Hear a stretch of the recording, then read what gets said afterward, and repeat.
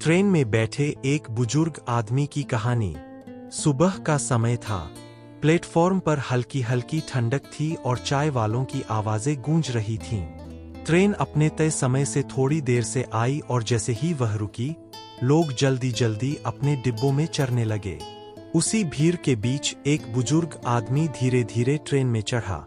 हाथ में एक पुराना सा झोला था और आंखों पर मोटे शीशों वाला चश्मा। वह खिड़की वाली सीट पर बैठ गया। कपड़े सादे थे लेकिन बहुत साफ। चेहरे पर झुर्रियां थीं, पर आंखों में अजीब सी चमक थी, जैसे उन्होंने जिंदगी को बहुत पास से देखा हो। मेरे सामने वाली सीट खाली थी, तो मैं वहीं बैठ गया। कुछ देर तक हम दोनों चुप रहे। ट्रेन चल पड़ी। बाहर खेत, पेड़ और छोटे छोटे स्टेशन पीछे छूटने लगे। तभी बुजुर्ग आदमी ने खिड़की से बाहर देखते हुए धीमी आवाज में कहा, जिंदगी भी ट्रेन की तरह ही है बेटा, रुकती है, चलती है और न जाने कितनों को पीछे छोड़ जाती है। मैं थोड़ा चौंका, लेकिन मुस्कुरा दिया। लगा जैसे वह मुझसे नहीं, खुद से बात कर रहे हों। फिर भी मैंने पूछा, आप अक्सर सफर करते हैं? वह हल्के से हंसे, अब नहीं, आज तो बस आखिरी बार जा रहा हूं। उनके शब्दों में कोई डर नहीं था, बस अपनापन था। मैंने ध्यान से उनकी ओर देखा। आखिरी बार? उन्होंने अपने झोले को गोद में रखा और बोले, हाँ बेटा, आज अपने गांव लौट रहा हूं। शहर में 40 साल नौकरी की, परिवार के लिए, बच्चों के भविष्य के लिए। अब सब अपने अपने रास्तों पर है। ट्रेन एक छोटे स्टेशन पर रुकी। कुछ लोग उतरे, कुछ चढ़े। बुजुर्ग आदमी की बातें जारी रहीं। जब नौकरी शुरू की थी तो सोचा था थोड़ा कमा लूं, फिर घर लौट जाऊंगा। पर जिम्मेदारियां बढ़ती चली गईं। वक्त निकलता गया और मैं लौट नहीं पाया। उनकी आंखें खिड़की से बाहर थीं, लेकिन साफ दिख रहा था कि वह बीते समय में खो गए हैं। अब बच्चे बड़े हो गए हैं, उन्होंने आगे कहा।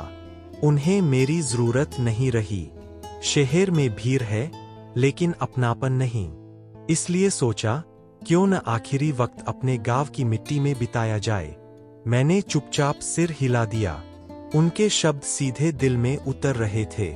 कुछ देर बाद उन्होंने झोले से एक पुरानी तस्वीर निकाली। देखो, उन्होंने कहा।